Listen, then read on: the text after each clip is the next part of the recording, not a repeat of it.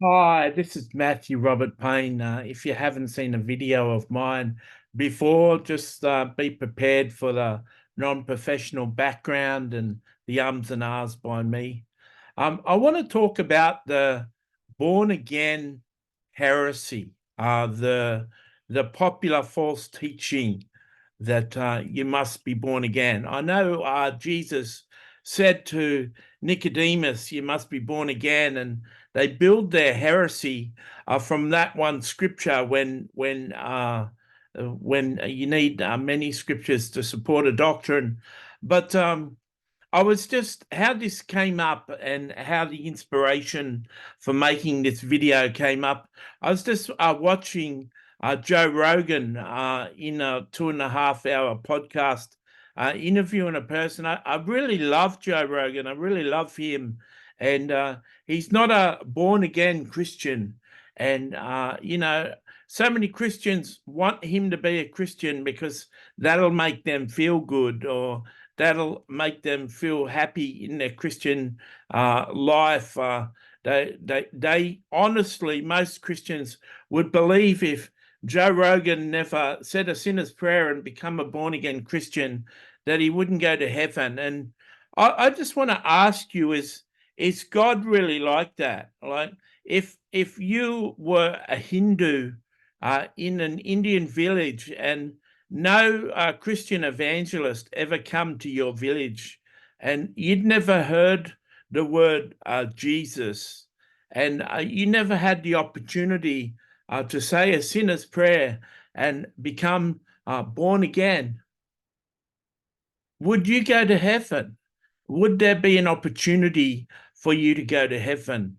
Uh, Jesus told a parable which it was called the sheep and the goats parable, and he said, "I was hungry, I was thirsty, I was homeless, and you took me in. I was in prison, and you visited me. I was in the hospital. I had no clothes, I had no food, and what you did to the least of my brethren, you did unto me." He said those people entered into heaven, and all the people that didn't do those things went to hell.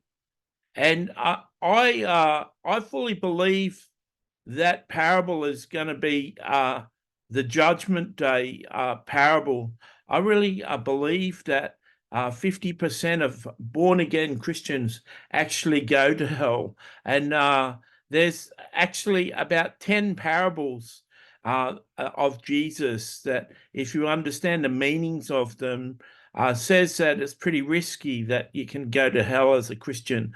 There's a once saved, always saved heresy too, with the hyper grace, with people who teach grace and believe once someone has said a one paragraph sinner's prayer and become born again, that they can't lose their salvation, that they can continue being a great sinner and sin all their life away. But because they're born again, they can't go to hell. And I wrote a book. I've got 121 books, and I wrote a book called "The Parables That Disqualify You from Heaven." And that in that book, I go into detail about those 10 parables and what they actually mean, and how you've got to do more than say a sinner's prayer to actually go to heaven. So that person in India, if they are being a sheep in the sheep and the goats parable, if they're being kind to the poor, visiting people in prison, if they're a good-hearted person, wouldn't it be fair from a fair God to take that Hindu to heaven? If they're a good-hearted, beautiful person, a loving person, if we understand that Jesus preached the gospel of love and acted in the gospel of love, and Jesus had 50 separate commandments, 50 things he told Christians to do, and that they form the gospel of love. Jesus preached the law of love. If it says in 1 John, God is love, if you are a person of love and you demonstrate love, you demonstrate God force, or a God-given ability in your life. Is it fair that a person who thinks you're a hypocrite, who watches your life and doesn't want any part of your church and your Christianity, is it fair that a good-hearted, loving person who basically more of a Christian than you are, is it fair that they have to go to hell because they haven't said a sinner's prayer and become born again in your standards? Doesn't it say in Romans, if someone believes that Jesus is the Son of God, that believes that he died for their sins and wants to follow him, doesn't it say that that person is saved? So I just want to encourage you, as I was watching the Joe Rogan podcast, I I I heard Jesus said, "I'm going to bring him to heaven," and so I've interviewed a lot of saints from heaven, about 100 different saints from heaven. I've done interviews, and they have said in the interviews that there's people from other faiths in heaven. And, so many Christians would call me a heretic and a false prophet. And a false prophet is an accusation that you give to a true prophet whose doctrine disagrees with yours. You call him a false prophet. And people who call me a false prophet have no idea of my relationship with God and have got no understanding of how close I am to God. One day I was having an outburst with God. I was cussing my head off, using the F word with God. If that person in India never hears about Jesus and has to go to hell, well, you can F off, because I'll go to hell with them. That's not fair. And if my uncle and auntie, who are good people, who don't want to become Christians, have to go to hell, and they're good people and they have to go to hell, well, you can effing send me to hell too.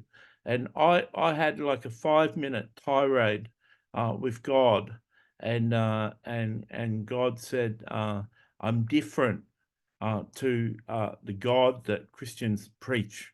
And and he said at the end of my tirade, "Are you finished?"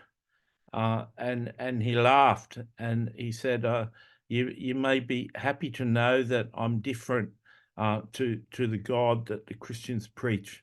And that was my answer to the question. So, am I emphatically saying that someone who hasn't said a sinner's prayer can qualify for heaven? I'm not saying it. The sheep and the goats parable is saying it. So I hope this has been informative. I know I'm going to inflame a lot more people than I'm going to encourage. But there's a scripture in the Bible that says that Jesus will save your loved ones. And there's so many people praying for their mother or father or their sister or brother, and there's a scripture that says that Jesus will save your loved ones. I don't want you to worry. Jesus hears those prayers, and he does bring those loved ones to himself when they die.